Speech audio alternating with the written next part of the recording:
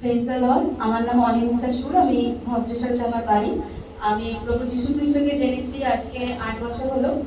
আর আমি প্রভু যীশু খ্রিস্টকে জানি সেরকম একটা সময় যখন আমার কলেজের 6 সেমিস্টার চলছে, অর্থাৎ কলেজের লাস্ট সেম, এরকম টাইমে আমি প্রভু যীশু খ্রিস্টকে জানি 2018 সালে।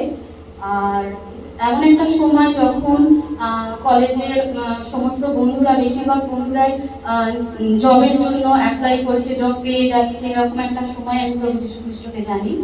আর সেই সময় আমি খুব চিন্তিত ছিলাম যে আমার কি হবে। আমার বন্ধুরা, বেশিরভাগ বন্ধুরা সব চাকরি পেয়ে যাচ্ছিল, যাদের সাথে আমরা এক বাসে যেতাম, এক ট্রেনে যেতাম, তারা সবাই চাকরি পেয়ে গেছিল।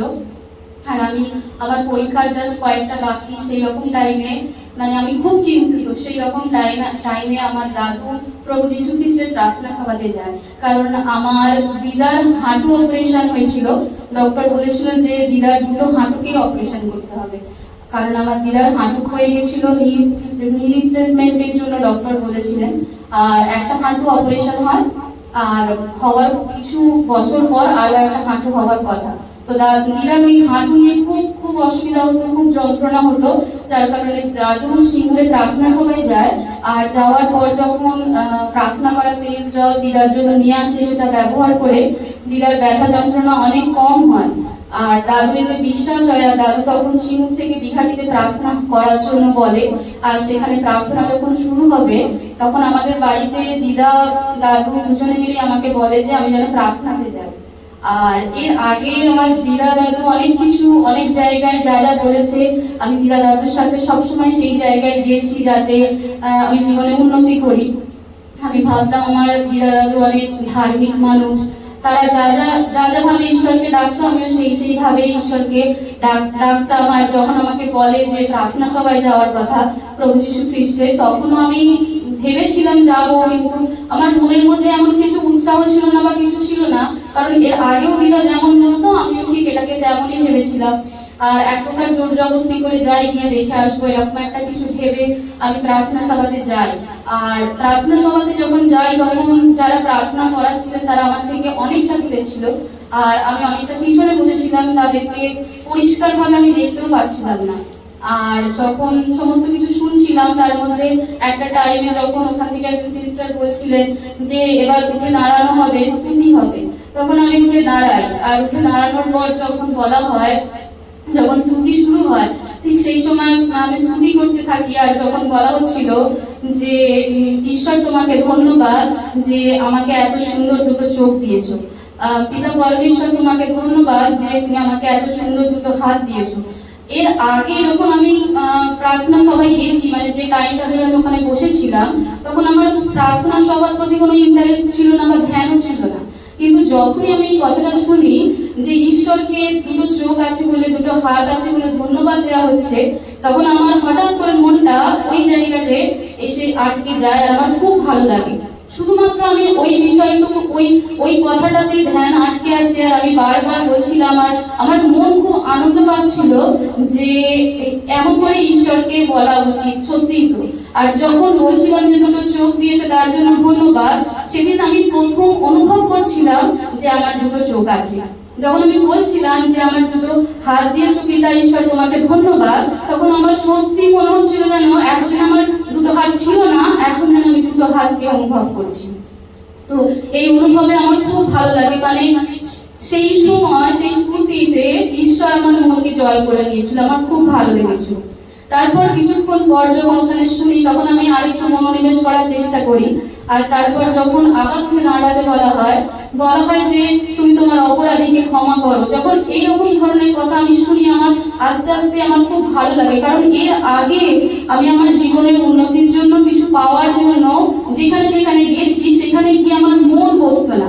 আমি যেতাম অবশ্যই, কিন্তু মানে এমন ভাবে চাওয়া, এমন ভাবে প্রভুর যে স্তুতি আরাধনা, এরকম কিছুই আমার কাছে জানা ছিল না।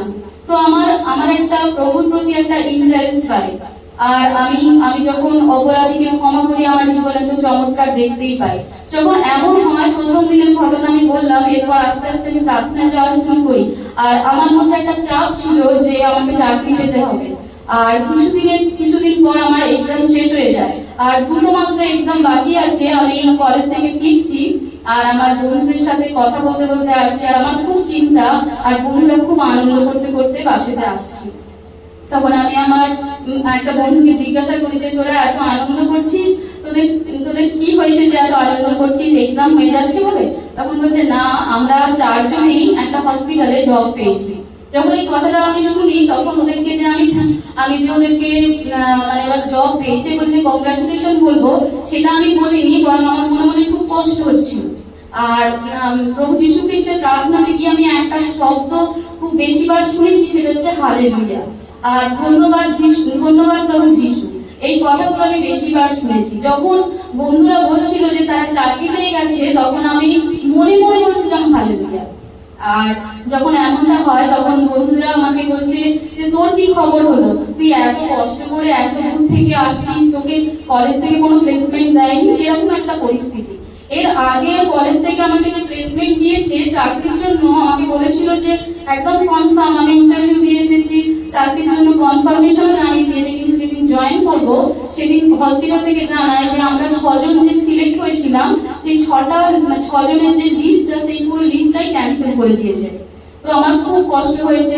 বন্ধুরা যখন আমাকে জিজ্ঞাসা করছে তখন আমি এসব কথা বলছিলাম ওদেরকে। তারপর আমি যখন মনে মনে বারবার হতাশ হয়ে পড়ছিলাম, কেন জানি না বারবার আমার মনে হচ্ছিল আমি হালেলুয়া হালেলুয়া অন্তরে অন্তরে করছিলাম, ওদের সামনে নয়, মনে মনে আমি হালেলুয়া বলছিলাম। আর তখন আমি একটা বন্ধুকে বললাম, তোরা যে হসপিটালে পেয়েছিস ওই হসপিটালে কি কোনো সিট আছে, মানে আমি কি অ্যাপ্লাই করতে পারবো? তখন ওরা বলছে যে না, যতজন মানে 4টে সিট ছিল, আমাদের 4টে সিটই আমরা পেয়ে গেছি, তোর আর কোনো আশা নেই। যখন এমন কথাটা বলে আমার তখন আরো খুব খারাপ লাগে। আর যখন আমার খারাপ লাগে তখন আমি মনে মনে হালেলুয়াই বলছিলাম। আর যখন এমনটা হয় তখন ওদেরকে আরো একবার বলি যে তোরা যে হসপিটালে পেয়েছিস সেই হসপিটালের নাম আমাকে বল, আর আমাকে বল যে কোনো মেল আইডি যদি থাকে, আমি তো অত দূর যেতে পারবো না, তো তুই আমাকে বল, আমি যাবো করে চেষ্টা করবো। তো ওরা বারবার আমাকে বলছে যে তুই বেকারির চেষ্টা করবি, কারণ ওরা আমাদের কলেজে এসে ইন্টারভিউ নিয়েছে, আর তুই বেকারি এটা চেষ্টা করছিস, আমাকে বারবার বলছে। তবু আমি হসপিটালের নাম জানি, আর নাম জেনে আমি বাড়ি যাই। আর বাড়ি গিয়ে সন্ধ্যেবেলা আমি আমার ফোনটা অন করি, ফোনটা নিয়ে হাতে আর নিয়ে মেলটা খুলি, আর মেল খুলে ওই হসপিটালে আমি আমার সিভিটাকে সেন্ড করি। আর যখন সিভিটা আমি সেন্ড করছিলাম তখন আমি হালেলুয়া বলেই সেন্ড করছিলাম, ধন্যবাদ প্রভু যীশু বলে সেন্ড করছিলাম। আর যখন প্রার্থনায় গিয়ে শুনেছিলাম প্রভু যীশু খ্রিস্টের পবিত্র রক্তের জয়, এই 3টে কথাই আমি বারবার বলছিলাম, আর আমি আমার মেলটাকে সেন্ড করে দিয়েছিলাম।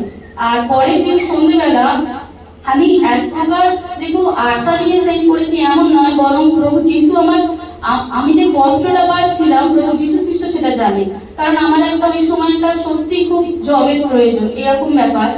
আর যখন আমি ইন্টারভিউর জন্য যখন আমি খুব ট্রাই করছি, সেই সময় আমি প্রভু যীশু খ্রিস্টকে জানার কারণে আমি যা কিছু ওখানে গিয়ে শুনেছি তাই আমি বলছিলাম।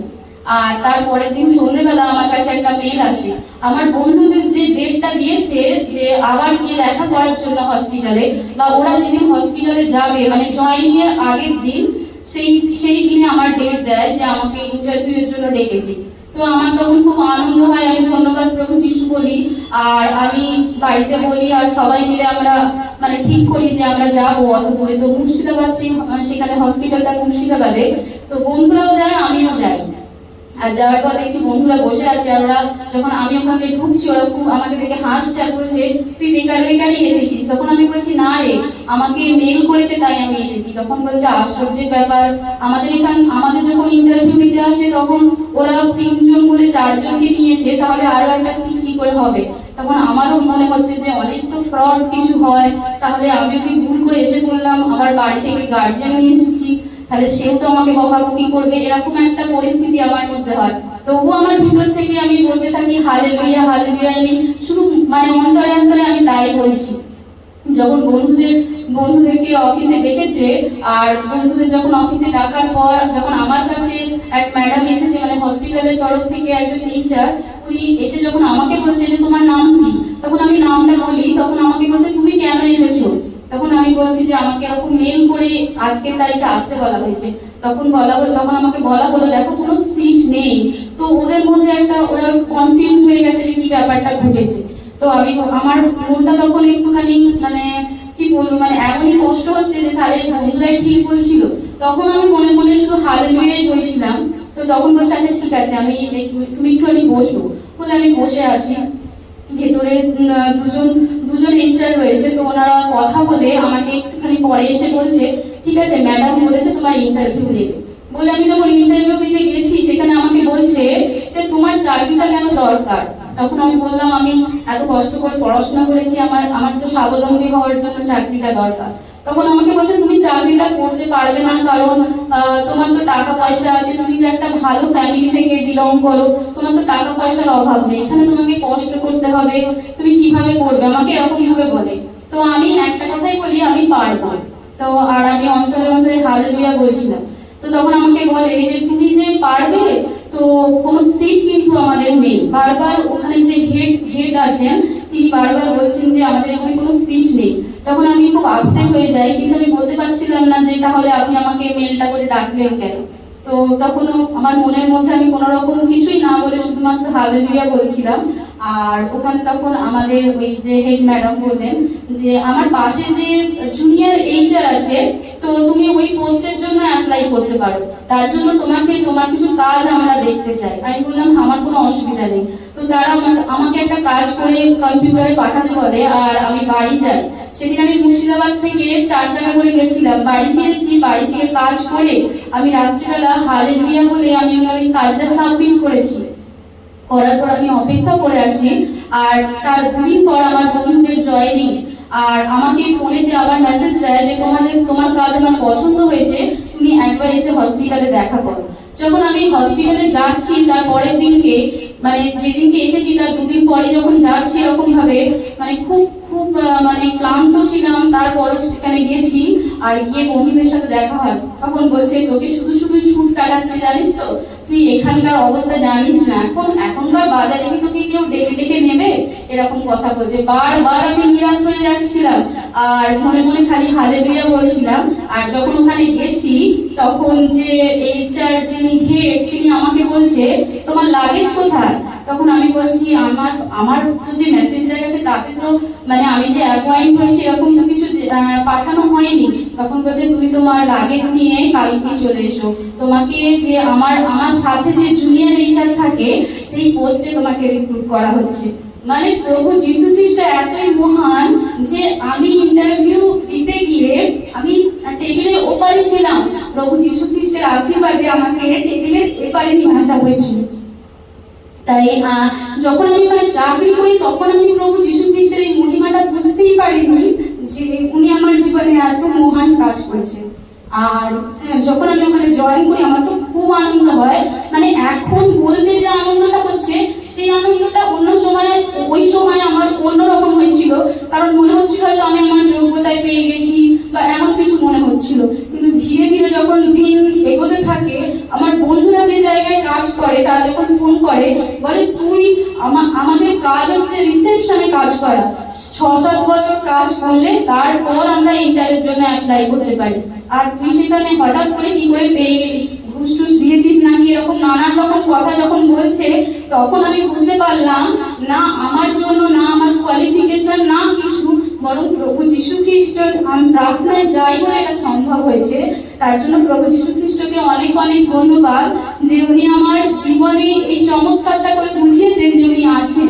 আর যখন আমি চাকরির জন্য আমি খুব চেষ্টা করছি, তার কারণ এটাই ছোটবেলা থেকে আমার বাড়ির লোকজনদেরকে দেখে আমার আরো আশেপাশের সমস্ত ব্যক্তিদেরকে দেখে আমার এটাই মনে হতো যে আমি যদি কোনোদিন চাকরি করি, আমি যদি ভালো টাকা ইনকাম করি, তাহলে আমার মা বাবা আমার কথা শুনবে। মানে পরিবারে আমার খুব ভালো লাগে পরিবারের হেড হতে, আমার খুব ভালো লাগে পরিবারকে পরিচালনা করতে। আর তখন আমার মনে হতো যে তার মা বাবা আমার কথা শুনতো না, সবসময় মা বাবা বকতো, কারণ এখনকার দিনে কলেজে পড়া মেয়েদের যেমন হয় আর কি সেই রকম ধরনের মিথ্যে কথা বলে অনেক কাজ করেছি, মা বাবাকে সব সময় মিথ্যে কথা বলেছি। আমার তো মনে পড়ে না যে আমি কোনো সময় মা বাবাকে সত্যি কথা বলে কলেজ গেছি বা পড়াশোনা করেছি।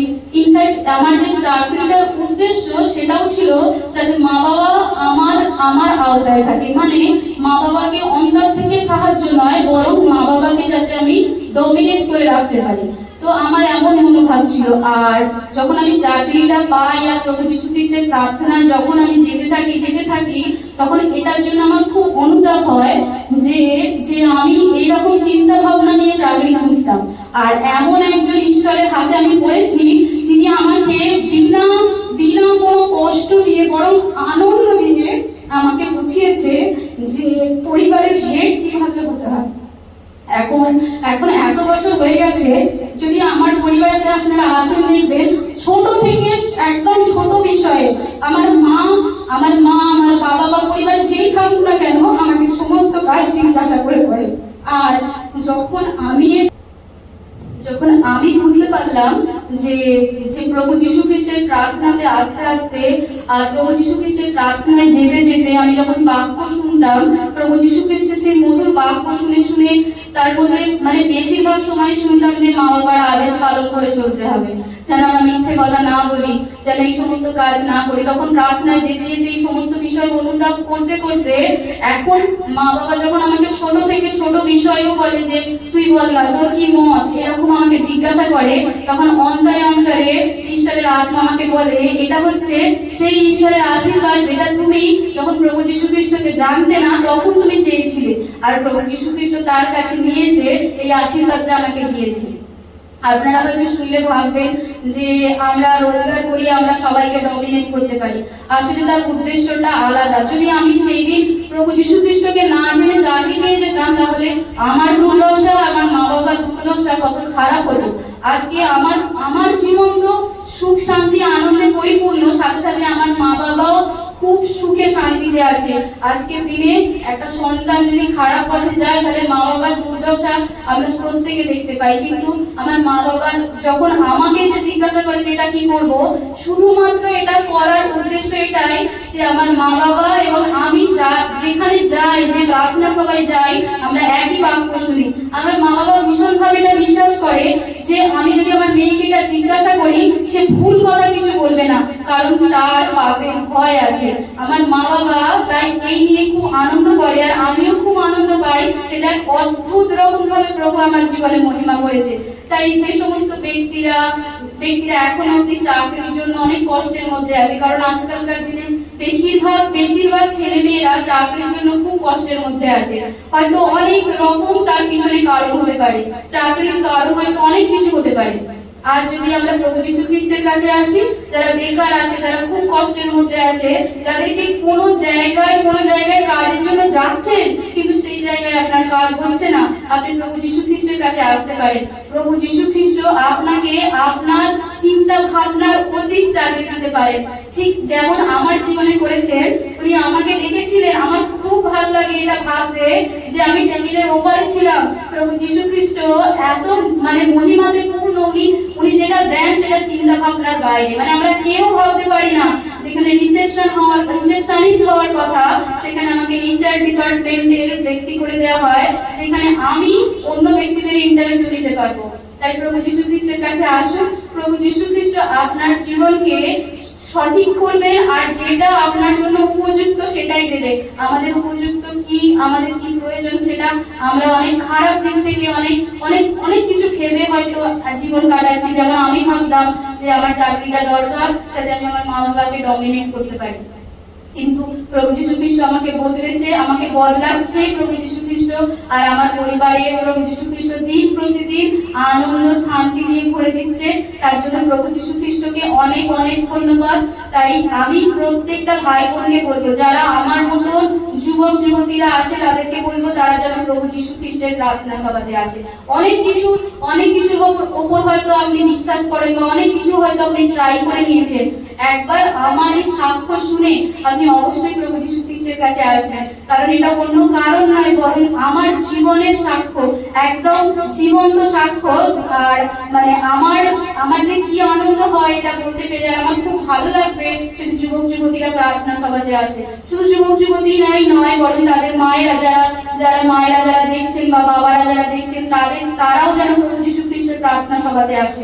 কারণ আপনি যেমন আমার মা বাবা দিদা দাদু প্রার্থনা এসেছে, আর তাদের নাতনিরা তাদের ছেলেমেয়েরা যেমন জীবনে আনন্দ পেয়েছে, ঠিক তেমনি করে আপনাদের জীবনেও প্রভু যীশু খ্রিস্ট আনন্দ ঢেলে দিতে চায়। তাই প্রত্যেককে আমি বলবো প্রভু যীশু খ্রিস্টের প্রার্থনা সভাতে আসবেন। আর প্রভু যীশু খ্রিস্ট আপনার জন্য যে মহান আর চমৎকার কাজ করব বলে ঠিক করে রেখেছেন, শুধু আপনার আসার অপেক্ষা। তাই আসুন আর সেই চমৎকার কাজকে নিজের জীবনে স্বাগত জানান। ধন্যবাদ।